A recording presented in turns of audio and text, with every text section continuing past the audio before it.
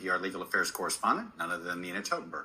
Jeff Seshol, he is author of Supreme Power, Franklin Roosevelt versus the Supreme Court.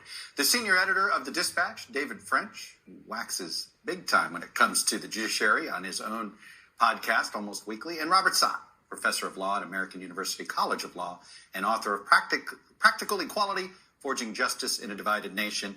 Robert Tsai, I do think the Supreme Court, I think when you look at those numbers, the right sees it because they feel like they've got their justices. The left is like, oh, look, John Roberts doesn't always work with them. It's like everybody finds what they like about the court. It's such an unusual situation because normally people always are looking for what they don't like about something. I think that's right.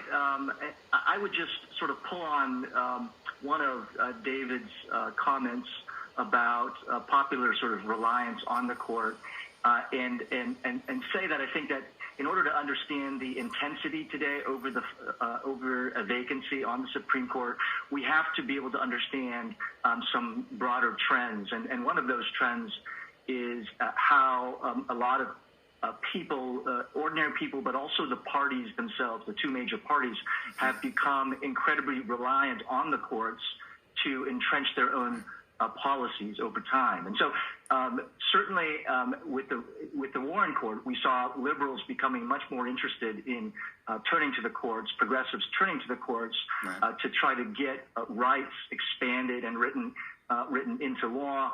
But there was a time when conservatives tried to hold the line by talking about judicial restraint. But what we've seen is modern conservatives have actually switched and joined with the strategies of legal liberalism. They joined the liberals insofar as they see now great value in relying on the courts to get their things done. So instead of decrying judicial review, they're demanding that certain rights be expanded, gun rights be expanded, the rights of corporations to speak be expanded, religious groups' rights to be expanded to the extent that they can be free from civil rights laws. So, Robert Tsai, let's talk about judicial reform.